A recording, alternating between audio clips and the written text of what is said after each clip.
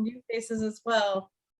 I'm really happy today to introduce Bryant Holzman, who is a research scientist at the Houston Education Consortium at Rice University, and actually moving to Texas A&M in the fall to be an assistant professor. Brian completed his PhD in the sociology of education at Stanford, where he was affiliated with both the Center for Education Policy Analysis and the Center for Poverty and Inequality. And his dissertation research received grants from both the IES and the American Educational Research Association. His work focuses on race, ethnic, and socioeconomic inequalities in college access. And he is a visiting scholar this week to the UC Davis Center for Poverty and Inequality Research by way of the Institute for Research on Poverty at Wisconsin. He is a fellow there right now. He was supposed to come last year. Actually, he was a fellow last year, really, right, Brian? He was supposed to come and visit us last year. We put it off because of the pandemic. Then we thought he'd come this fall, and then Delta came, and then we thought he would be here in person this week, and then we had Omicron. So here we are on Zoom.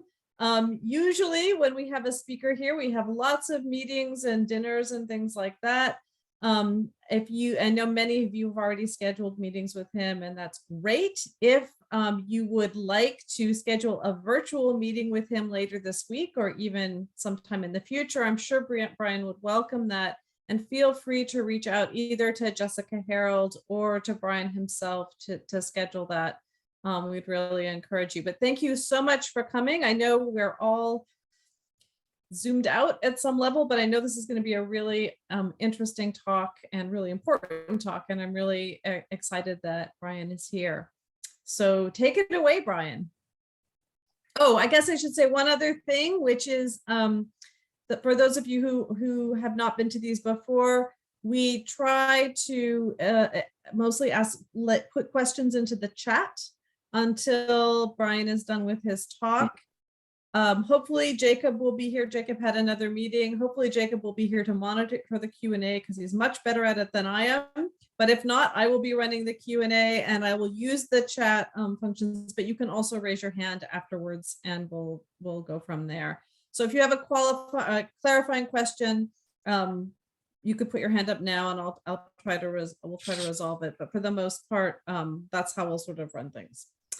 Unless Brian would like to do it a different way. That's fine with me. Okay, great. All right, take it away.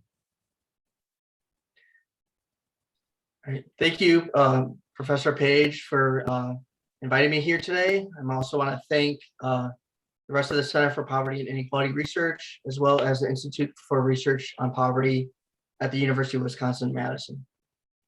So today I'm going to talk about this brand new study called Causal Effects of Information and Personal Assistance on Selective College Outcomes. This is joint work with Irina Chukre, who is a graduate student in sociology at UC Davis. So she used to work at HERC, and she's now a PhD student, and as well as Courtney Thrash, who's a research analyst at HERC. And so it's a brand new study. We're in the process of writing a paper, so I'm open to any feedback that you may have. All right, so it's well known that educational attainment is correlated with a variety of social and economic outcomes. Moreover, it's becoming clearer and clearer that where and how students attend college affects their likelihood of and time to degree completion, as well as future employment outcomes. Therefore, as a number of researchers have said, it's not sufficient to study college attendance. Where and how students attend are increasingly important to ensure positive life outcomes. Despite the pronounced benefits of college quality, there remain stark differences by race, ethnicity, and socioeconomic status. Relative to their more advantaged peers, few high-performing students from economically disadvantaged families enroll in highly selective post-secondary institutions. So on the graph on the left, it shows academic undermatch. So academic undermatch is when students attend colleges and universities less competitive than their qualifications allow. So this is student that could in fact get admitted to a college like Harvard, but they choose to attend a place like University of Houston. And so the graph just shows that students from lower SES backgrounds are more likely to experience academic undermatch than students from higher SES backgrounds.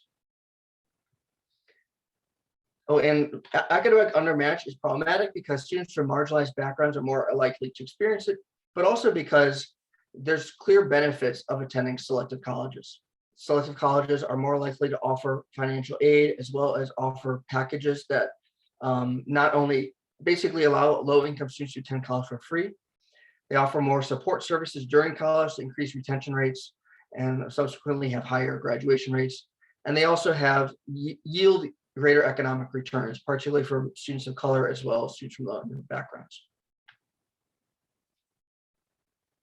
So there's now a scholarly debate about how to address academic undermanaged and more broadly inequalities in selective college enrollment.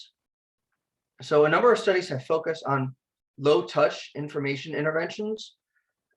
So one of the most important studies that got a lot of press in recent years was done by Carolyn Hoxby and Sarah Turner. So in this study, they focus on information that they on applying to college, net costs. They basically developed information packets that provided students with this information to help move them from less selective institutions into more selective institutions. And so they developed a series of information packets that they sent to students and their families, and they found positive effects on college, the selectivity of college application, acceptance, and enrollment. And their intervention was important because it focused on low-income students with high SAT scores, and it only costs about $6 per student.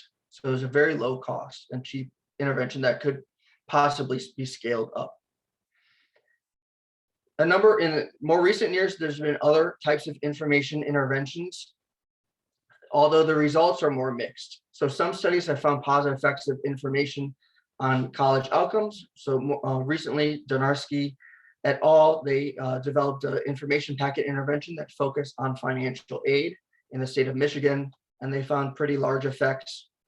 Other studies have found null effects. For example, Grants et al., they worked with the College Board and to try to replicate the Hoxby and Turner study, and they found null effects.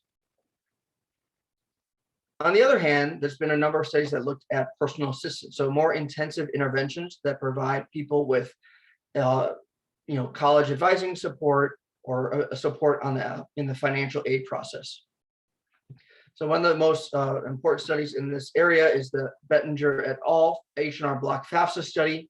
So this study, they worked with H&R Block, the tax filing service, to identify low to middle income families with a family member between 15 and 30 years old who did not have a BA degree.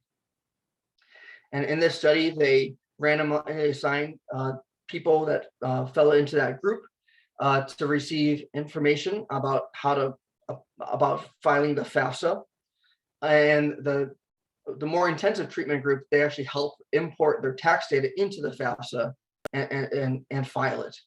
And in that study, they found positive effects of that more intensive support, basically filing the FAFSA with them, no effects of the information pamphlet. A number of other studies have focused on, school guidance counselors ratios, meeting with a guidance counselor, in-class application support, and intensive college counseling. So largely, research on personal assistance has found positive effects. However, of course, these very intensive interventions are quite costly. So, in terms of scalability, trying to identify ways in which information could be used or levied to scale up support for students and increase college enrollment is still something we should strive for.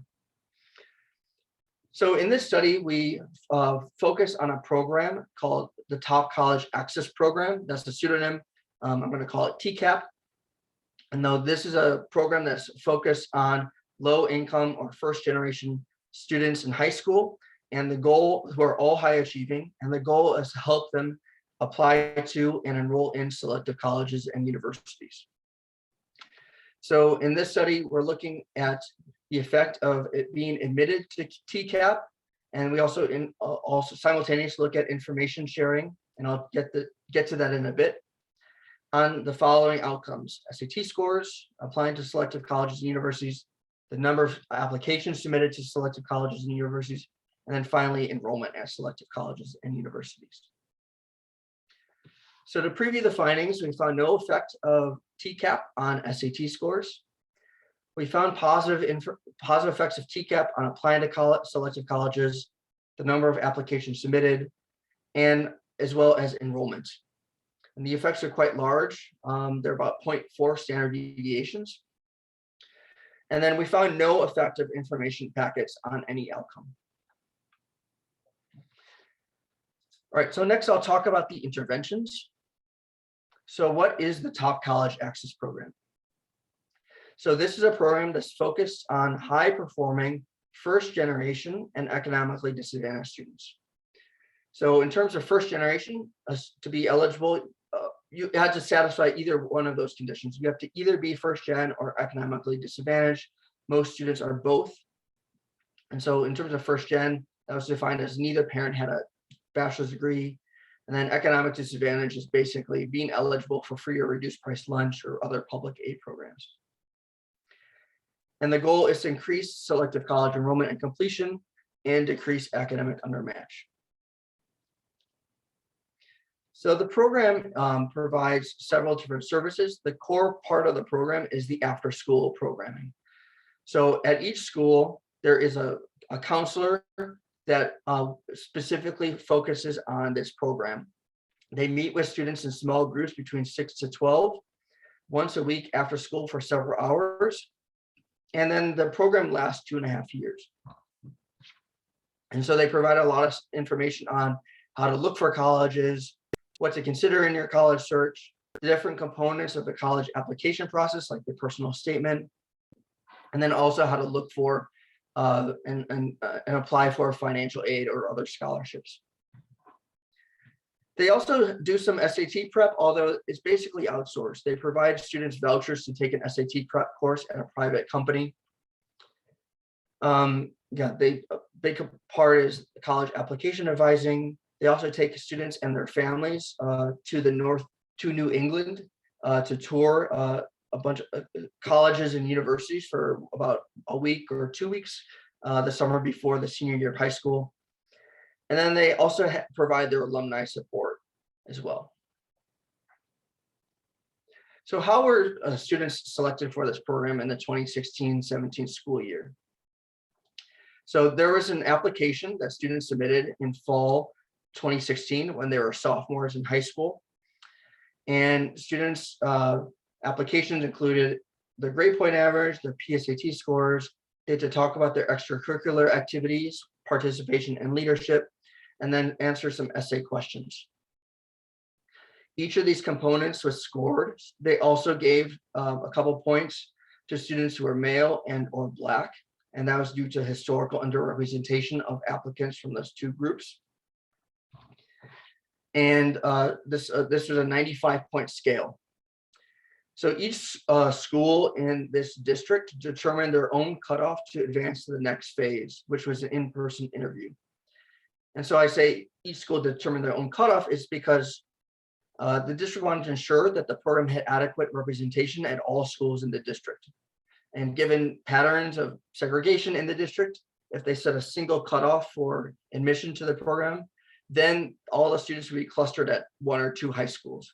So the kind of students were evaluated on their performance, but as relative to other students in that school. And so in phase 2, students were invited to interview in person. And that interview, there was a rubric, and it was about 30 points that interview counted for. After that, each school had a specified number of slots available for Tcap students. And the number of slots available per school was determined based on the school size as well as the population of high achieving, low income students. And so basically students were ranked And then we could determine based on the number of slots, there was a cutoff based on the rank. So that's how students were admitted to Tcap. So what happened to students not selected to Tcap? So students who scored below each school's cutoff were randomly assigned to one of two groups. And this was done within school. So business as usual, which includes the regular services the school district provides to students in terms of college application and advising. And then we also developed an information package intervention that was inspired but very different from the Hoxby and Turner study. So we developed two information packets. One talked about the SAT, what it was, how to prepare for the SAT, how to apply for vouchers for the SAT or fee waivers. And then we also profiled some colleges that they might be interested in, as well as their SAT score distributions. We also developed another packet on the college application process, resources to look for colleges, what to consider when you're looking at colleges, included some profiles of 5 different colleges, their admissions rate, their different characteristics, information on what are the components of a college application packet, and so on. These packets were sent during the junior year through 3 modes, Naviance, which is the district's internal system for managing college application and advising, by email and mail. And that we just wanted to make sure that we were able to reach students in some way.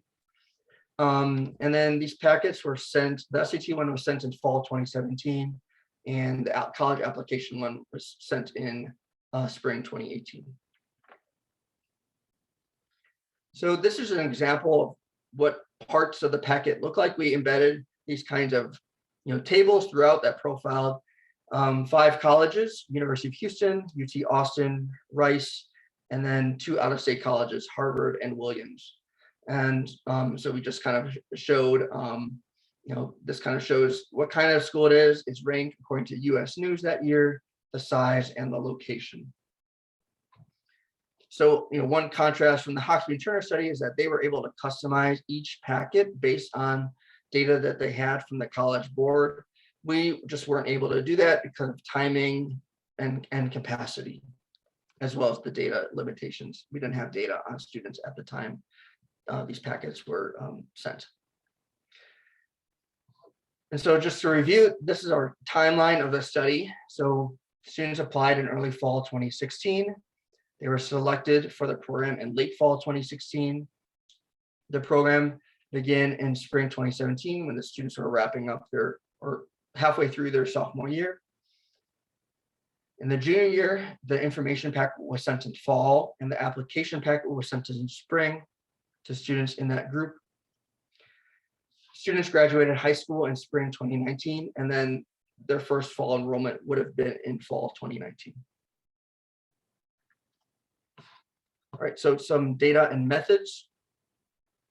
So most of our data came from the program itself through its college application process. This included students' rank within their school, as well as demographic and socioeconomic characteristics.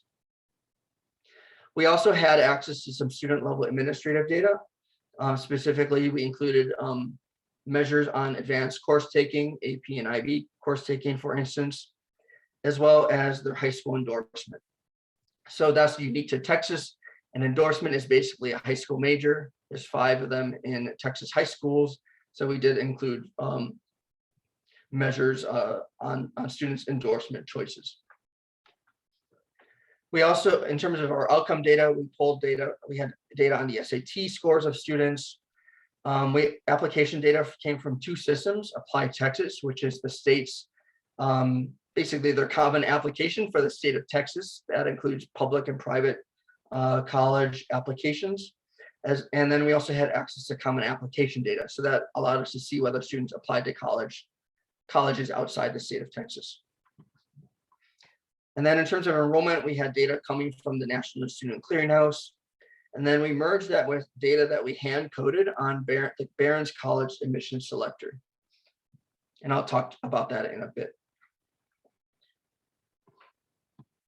And then for this study, we're looking at 3 types of outcomes. So SAT scores, reading, math, and composite. We also look at application behavior, so whether students apply to any top 1 or top 2 Barron's colleges, as well as the number of college applications submitted to top 1 or top 2 Barron's colleges. And then we also look at fall enrollment at a top 1 or top 2 Barron's college. I want to clarify that historically, most students in Tcap have gone to top 1 Barron's colleges. So the top, and then when I talk about top 2 today, that's including students that attend either a top 1 or a top 2 college.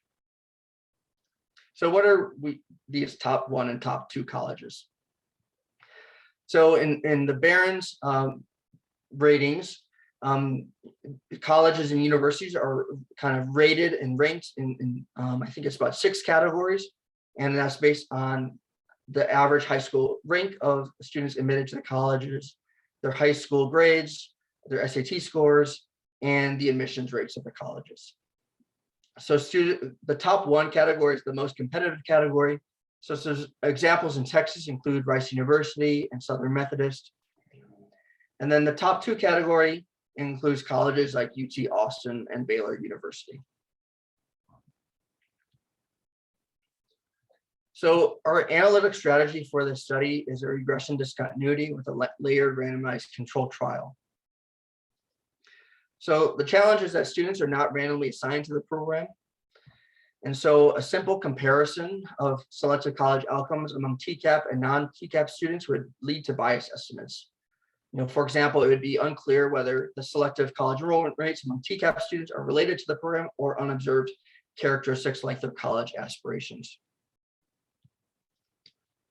So the RD with a layered RCT helps us address this challenge. So specifically, we leverage the fact that the rank variable was used to admit students to Tcap. Students above their school's cutoff were admitted to the program, where students below their school's cutoff were not. We also leverage the fact that students not assigned to Tcap were randomly assigned to receive information packets or business as usual. So at the cutoff, we can compare 3 groups of students: business as usual, information packets, and Tcap. So just want to give a brief explanation of RD for those who are unfamiliar. It's typically used when a treatment is assigned based on a continuous variable. And so in this study, this type of variable is often called an assignment, forcing, or running variable. So in this study, our assignment variable is the rank, and we center this within each school. If the rank is at or above the cutoff, then students are admitted to Tcap. If the rank is less than the cutoff, they're not admitted. And if you're not admitted, we're then assigning you to either the business as usual or information packet group through within school randomization. And if there's a discontinuity or jump at the cutoff, that suggests a treatment effect. And so typically in regression discontinuity studies, we focus on individuals that are just above or just below the cutoff, because we make the assumption that students that have nearly identical ranks and lie on one side of the arbitrary cutoff are almost there by chance. So basically close to the cutoff, you almost have a mini RCT.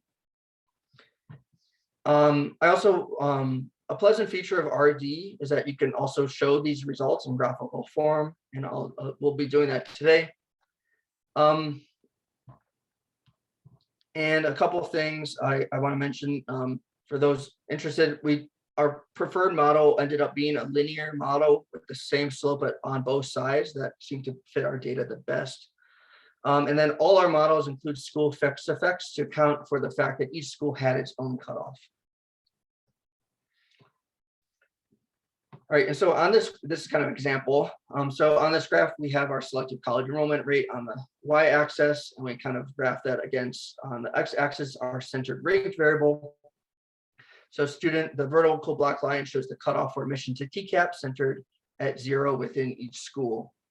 And this blue line is the fitted line showing the relationship between rank and selective college enrollment among students not admitted to Tcap. And also half these students were randomly assigned to business as usual. Half these students were randomly assigned to information packets. And then this red line is the fitted line that would show the relationship between our rank variable and selective college enrollment among students admitted to Tcap. And if there's a jump at the cutoff, that means there's a treatment effect. If there's no jump at the cutoff, that means there's a null effect. In terms of our empirical model, we use OLS, clustering standard errors at the school level. And so we kind of model our outcome Y as a function control for variables and identify students assigned to the information packet or Tcap. We control for our rank variable, which is centered within schools. And then our models also include student level covariates such as demographic characteristics, and students' endorsements, advanced course taking patterns. And then we also include vector school fixed effects, and then there's an error term. I mentioned we explore different functional forms, linear, quadratic, different slopes above and below the cutoff, but this is linear model with the same slope on both sides fit our data the best. Our preferred bandwidth was about 9 points within the cutoff, and we did try a number of bandwidths, and our results were robust, but we identified that using looking at a couple of different approaches, the leave one out cross-validation approach, as well as the IK approach. So this is a table just showing some characteristics of students who applied to Tcap in this school year. So one thing to note is that the applicants were mostly female. So this program has had a hard time encouraging male students to apply for the program. Most students were students of color, particularly Hispanic students.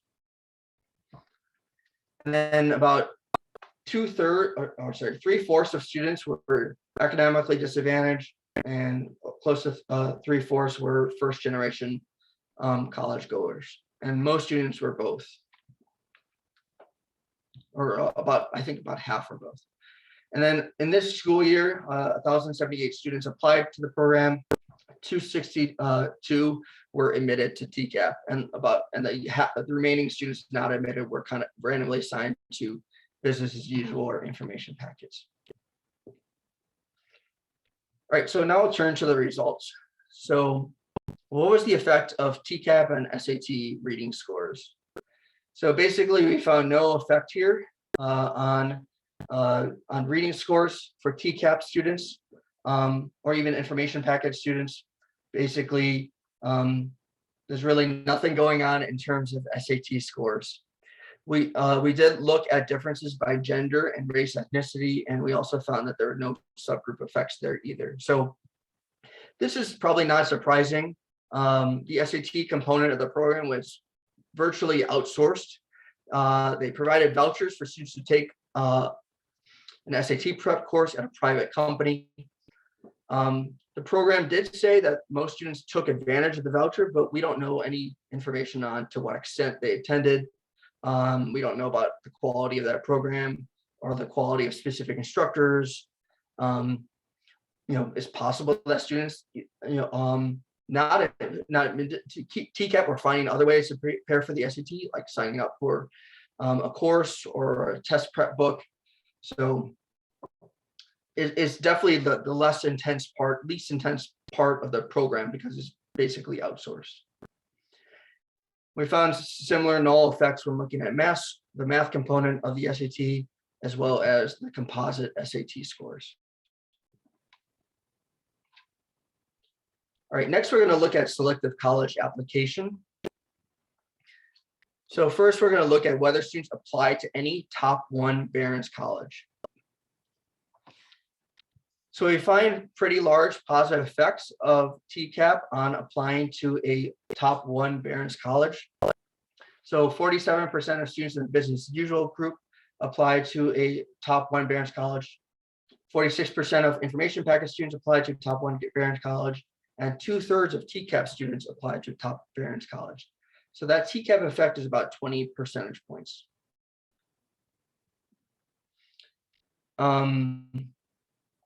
We also looked at the effect of applying to a top 1 or top 2 Barron's College. And there we also see very positive effects, about 19 percentage points relative to the business as usual group. I will say though that the Tcap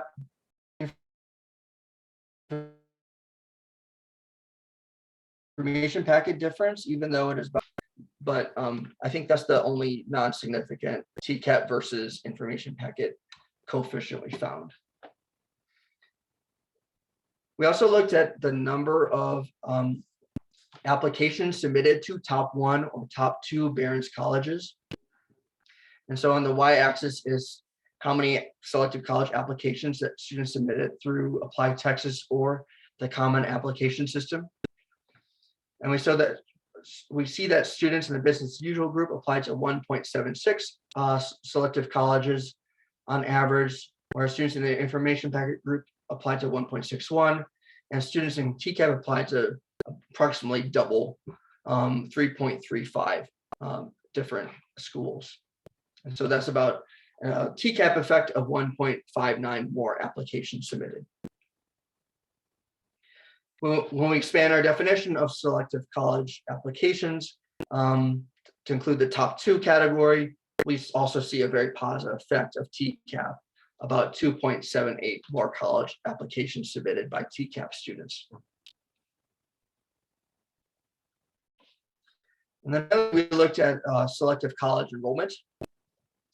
And so here we see that 9% of students in the business as usual and information packet groups enrolled in a top 1 Barron's college. In contrast, 24% of Tcap students enrolled in a top 1 Barron's college. So that's a Tcap effect of about 14 percentage points. And then when we expand our definition of enrollment to include the top 2 category, we also see a 19 percentage point Tcap effect. So that was the whole sample. That was kind of 9 points within the cutoff. There are some power issues that were, this is a small N study. These are very large effects. We're interested in whether there were some effects on specific groups of students. We consider these post hoc analyses. The sample is quite small when we do some of these subgroup analyses, so there could be some power issues. So I want to express some caution before talking about them. So we did separate analyses for female students and male students in separate, male and female students in separate analyses. And so in this table just shows the coefficients, the Tcap coefficients here. And so we see that, for female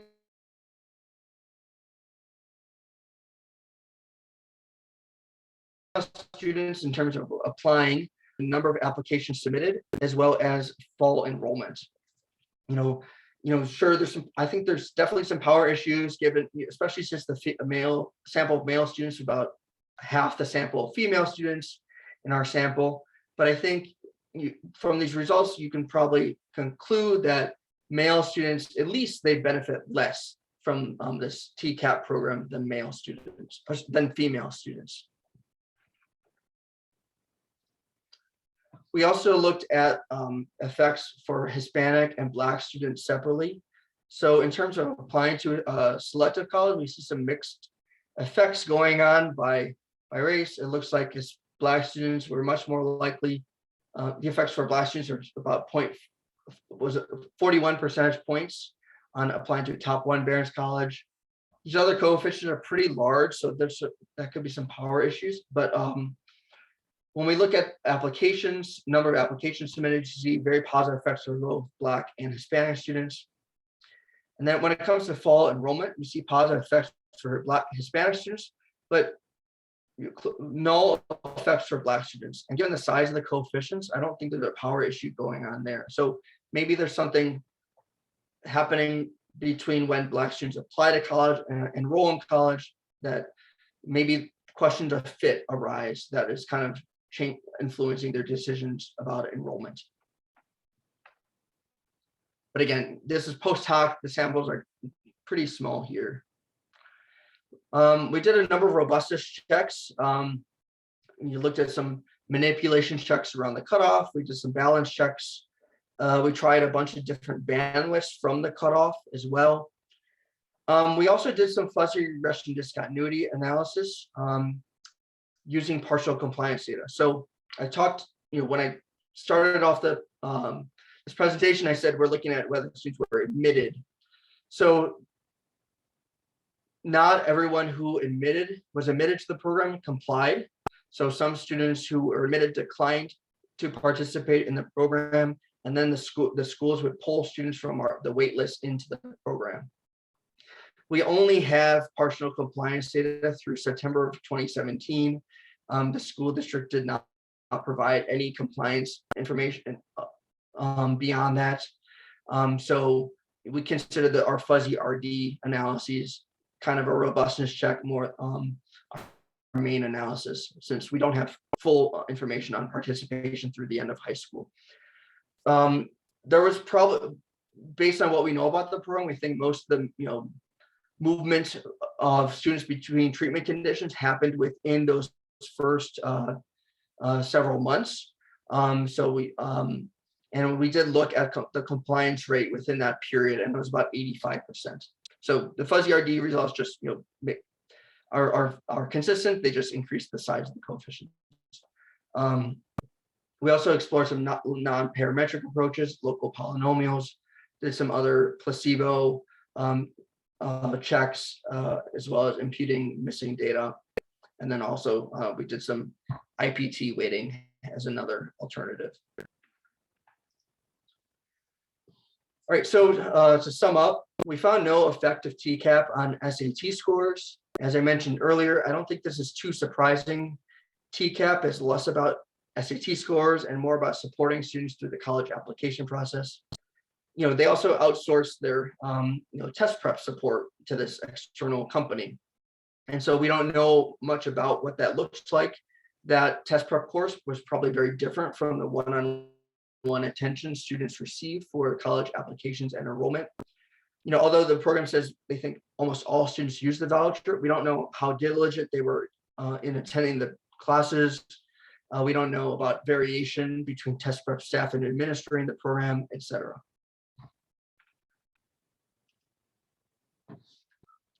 We found positive effects of Tcap on college applications and enrollment. So we calculated Cohen's d effect sizes, so as well, and the effects seem to be above 2/5 of a standard deviation. So these are pretty sizable effects of this program. However, the effects on applications and enrollment, based on the post hoc analysis, look like they're more concentrated among female students, and the effects on enrollment appear more concentrated among Hispanic students than Black students. It's unclear why this is the case. Some other work that I'm doing, we're looking at the role of guidance counselors in helping female students prepare for STEM in high school. And we find that this counseling intervention or policy change seem to be beneficial for female students than for male students. So it's possible that female and male students may just respond differently or in different ways to counseling and advising supports. The null finding for enrollment among Black students may be tied to a variety of factors like fit and preferences that may disrupt selective college choice. And so, maybe, students, Black students are more interested in attending HBCUs, for example. A lot of HBCUs are not in the selective categories. And so, that could be one possible explanation for what we're seeing among Black students.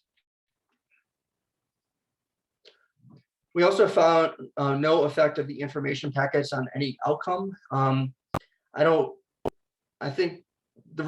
wouldn't conclude that information doesn't matter. I think there's a few reasons why this particular intervention might not have worked. In contrast to the Hawksby and Turner study, our packets were general and they were not customized, like their intervention or even the curriculum and advising in Tcap. Tcap is a sustained incentive program, while the information packets were just single points of contact. But I think that other types of low in touch information sharing could be beneficial to students. Some studies have found very positive effects of information. So I think more work needs to be done to understand for whom, when, what, and how to maximize this kind of support for students when we're facing limited resources for college advising. So like this could include things like the content or the format. Our packets were, looking back, were quite wordy. They might not have been visually appealing. So I also want to mention that I think equitable college opportunities may just require this additional investment. So I don't have exact numbers, but based on all the support Tcap provides, I probably would guess it costs at least $5,000 per student. The Hawksby and Turner study costs about $6 per student. But Tcap, while it requires more financial investment than the information packet intervention, that investment may pale in comparison when we think about the resources that middle and upper class children have since birth. So this comes from a paper by Sabino and Cornrich. He looked at data from the Consumer Expenditure Survey, and it looked at how much families spent on children in the prior 3 months. And he kind of divided that by different income groups. And you see here that high income families in the top decile have been increasing their expenditures per child over time. And by this final in 2010, it was about $7,000 per child spent the prior few months. You don't see that growth for lower income families. And you see the gap between the lowest income families and the highest income families is quite substantial. And that's just about $6,000 just in the prior 3 months. So maybe we're making the wrong comparison when we think about these intensive interventions, comparing it to the information packet, when we may $5,000 per student may just pale in comparison to what richer families have since birth. So it's possible that this kind of investment is just simply needed to ensure that high achieving students from first gen and low income backgrounds have equitable college opportunities. So in the future, I want to continue studying the role of information and personal assistance in college choice, specifically for whom and when information or personal assistance works or does not work. So when we're thinking about interventions, of course, maybe a big piece of that is definitely the content that we provide to students and families. Understanding generalized versus customized packets could be one way we could also explore in the future. I'm also interested in these kind of more design issues, how we word things for students and families, the aesthetics. So like I got a glimpse of the packet that Susan Donarski did. It was very flashy. It was visually appealing. You would definitely know what it was when it arrived in the mail. So that could be important for getting people to read and use information they receive from these nudges. The timing and delivery systems could matter as well. Who sends it? Whether it comes from a college, your high school, a peer, as well as who it goes to. That could be the student or their parent. And then when it comes to personal assistance interventions, thinking about who can get buy-in information and versus who needs that extra support. After thing we could explore is the specific components of Tcap. It's a multifaceted intervention. Was it the after school support, or was it really the visit to the Northeast to tour colleges that drove some of these effects? And then finally, I think thinking about gender, racial, and other kinds of demographic, socioeconomic differences could be important in the future. If you have any comments or questions, here's my information. Happy to continue talking about this in the future, and I look forward to hearing your questions. Thank you. Great. Thank you so much, Brian. This is super interesting. I see that Jacob joined us a bit into the seminar, and he said that he would run the Q&A. So I'm going to pass it over to Jacob, and folks, either put your hands up or say something in the chat, and we'll try to go through this in a reasonable order. Yeah, thanks, Take it Marianne. away. And I'm sorry, I came straight from my class, my education and inequality class. I would have loved to have been here for the whole talk. Look forward to catching up on the recording. But given the number of participants, I think we can probably manage with hand raising and let people ask their own questions. I have a perfect track record of butchering people's questions when I try and read them out of the chat. I think I've never not messed them up. So why don't we do that? Carl, I see you got your hand up. Yeah, Go for well, it. I have a couple of questions. One is, why is the point added for being black only 1 point and the point added for being male only 2 points? I imagine they have minimal effect, and I'm wondering whether this is just for show or it was actually an intent to have an effect on things. The second thing is, in terms of the black students being less affected, by Tcap, I was wondering whether that might be because the colleges wanted to admit qualified black students more than they wanted to admit qualified Hispanic students, in the sense of feeling they had much more of a shortage of black students than they had of Hispanic students. And I would like to see a qualitative follow-up on the people who are falling into particular strange places for you. I think, sorry, my connection was kind of dropped a bit, but I think I heard you asked why 1 or 2 points for the black and male students, why so few points were given. Yes, that's I mean, one, they were pretty concerned about the demographic representation of those two groups based on historical patterns. So, they decided to add those points. I think they made it 2 points for males because the gender gap was pretty sizable. Yeah. They did get about 22% in this year of black students, and that's pretty close to the district representation. I just don't think that, if they really wanted to focus on those groups, one, it just probably wasn't enough points. But again, I think maybe there's other things that they could have done to increase the representation of male and black students if that was an explicit goal. I think there are some programs in this district that are focused on male students, and there's also a program specifically focused on male students of color. So they could have connected with that program to kind of create a application pipeline. If their goal was to really increase selective college application for black students, I think maybe thinking about a targeted intervention, developing a program similar to this, but focused on that specific population, then rather than try to integrate different kinds of points that clearly aren't working to increase demographic representation. Thank you.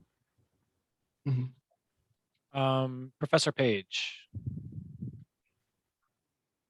So I have 2 questions, one of which I may have already raised with you when we were talking, I don't remember, but when you're thinking about doing these different cuts on the data and looking at different groups, did you think about also doing it kind of by school type?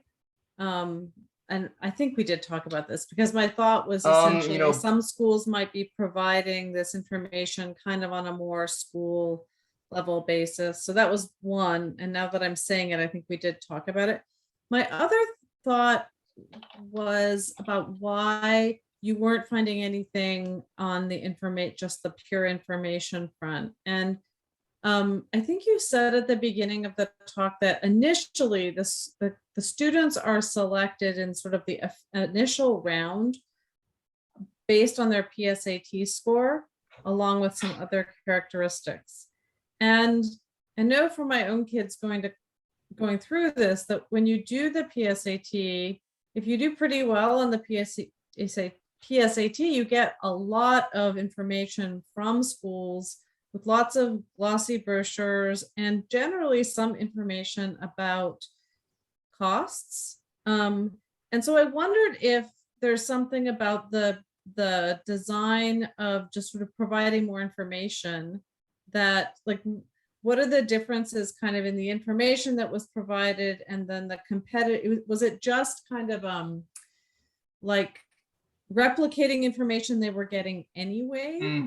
And is that why, I know many of these other nudges are finding effects. So is that possibly an explanation for why you didn't?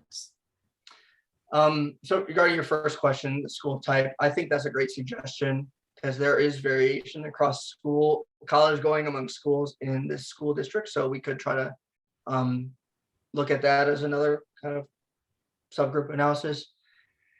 Regarding information, I think that's a great point you make. I was talking to Amy Schwartz a few years ago about nudge interventions, and she kind of commented that there's so many of these nudges going on, you know, with research at the political level, with text messages and emails sent all the time. Maybe it's just really hard to break through, and so you kind of have, and especially with this time period that we're looking at, where students are getting, you know, after they take the PSAT, they get hundreds of brochures in the mail about college. And so they just may see something and just throw it away or ignore it. So that could definitely be happening. We did send it 3 ways to try to reach students, but, you know, who knows if they actually read it, and we don't have that information. If they opened, you know. Just to be clear, I hadn't even actually thought about, oh, they throw it away because they're getting so much of this. That is a great idea also. I was thinking, how much more information are they getting?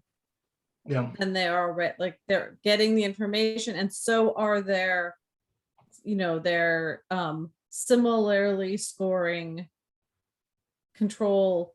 Yeah. The similarly scoring control kids, and so therefore the difference in what information they're being provided is pretty minimal.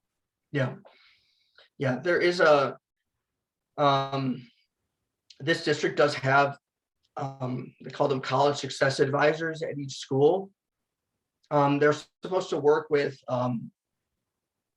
be there for most students. You know, they do some proactive outreach, but they're basically an extra guidance counselor just focused on college. And they specifically will often focus on the middle achieving students, although they can help anyone in the school. So that was kind of happening around the same time as this program started. So, I mean, that's basically what the business as usual condition includes. So it's possible that this information packet intervention did not add anything on top of that support. I see in the chat, Lori Fuller from EAOP had asked a question about the power issues, and if you could just expand a little bit on where those challenges came from, what it's preventing you from being able to do, maybe. And also, I just want to say, I see Rogelio is here too from EAOP. That'd be, if you haven't yet had a chance to meet some EAOP folks while you're visiting, Brian, but that would be interesting. They do really great work that relates to your research. So anyway, the power issues. Okay. Yeah, so our sample size was 1,078 students with regression discontinuity. You're focused on students close to the cutoff. So most of our analyses are samples half that size. And so regression discontinuity tends to require bigger sample sizes. Our initial study was going to track 3 cohorts of students and then kind of pool the results. Due to some political issues, we did not have opportunities to track 3 separate cohorts of students. And so we kind of ex ante get very concerned about power. We did do this kind of power analysis. Let me just pull it up. Oops. So we use this tool called Power Up. It's a software or tool for doing power analysis. And oops.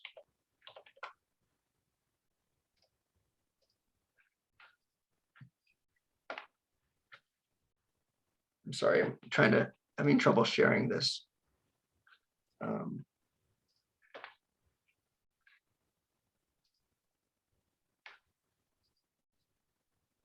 Can you see this graph?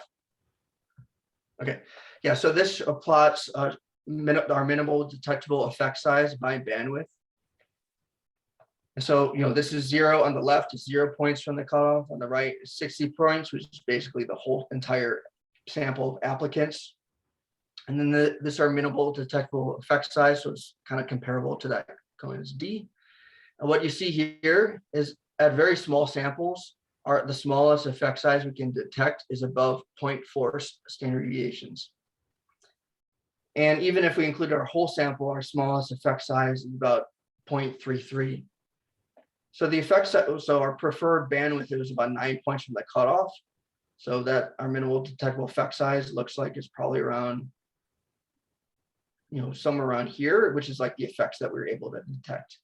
So, and even when and then, if we shrunk this, for our sample even further, focus on female, male, Black, Hispanic students, then this minimal detectable effect size would be even higher. So those are kind of the power issues that I was referring to.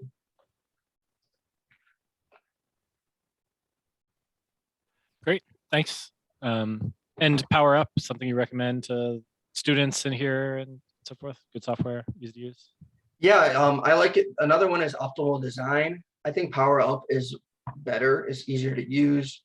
They have a lot of power analyses for quasi-experimental research methods. Like I think they have regression discontinuity and instrumental variable. I think it was developed by Rebecca Maynard. They have an article about it in the Journal of Research in Educational Effectiveness. And yeah, I like it a lot. It's pretty easy to use for doing different kinds of power analysis. Cool, thanks. Paco, you have your hand up. Yeah, thank you, Brian. Really interesting work. I enjoyed the presentation.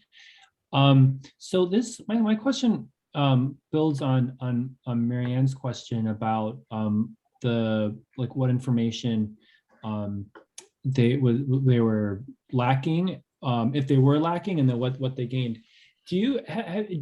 Have you seen any research about this, either qualitative or quantitative, like with surveys, like where they ask students about what they know about the various parts of the college admissions process that the packets were trying to address, and just in general, just like a comment about like these especially these information interventions. It seems like a good thing to build into a study, if it has the resources, is something where you do a pre-post survey where you can sort of ask people, do you know about X, Y, and Z, and then like look at them after, and then see like how much you move. Everybody wants to jump right to effects on enrollment and stuff like that, which I totally understand, but it seems like that first order question is like, does this information actually, does this nudge actually change people's information?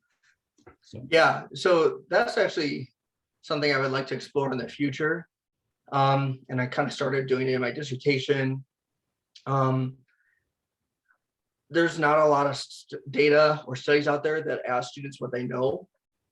So I've used some data from the high school longitudinal study in the past. It's a nationally representative survey. And they ask students to guess what tuition and fees are at different kinds of colleges and universities: public, 4-year, private, 4-year, community colleges. They also ask students to guess what the returns to education are, what you would earn if you earned a BA and MA. And when I've used that data in the past, I was focusing on immigrants, but in general, no one knows what college costs. No one knows what you earn, but students who are immigrants or second generation immigrants are worse at guessing those things.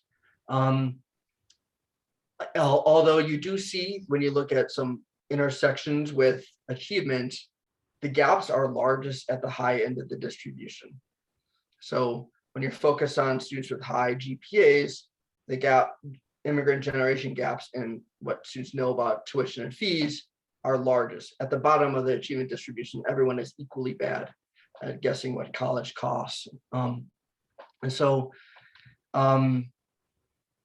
I also I've been working with a colleague on a paper trying to develop a new college choice model.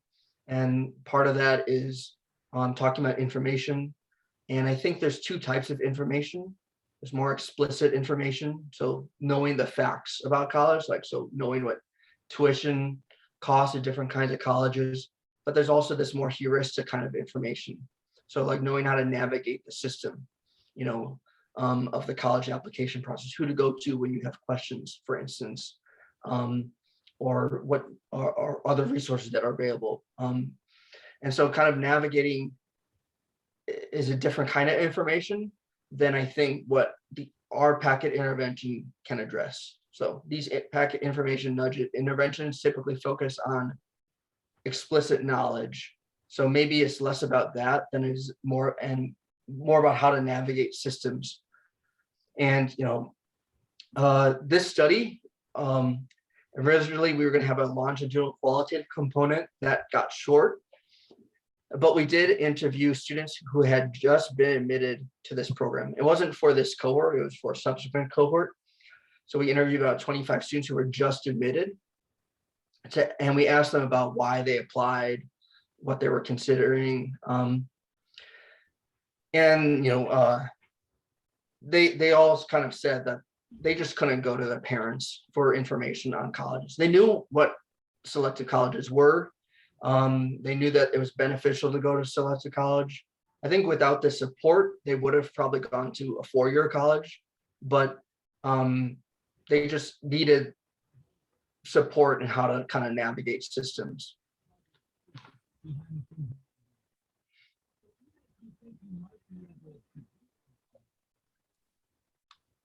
All right, does anyone else have a question for Brian or comment? Or question that's more of a comment?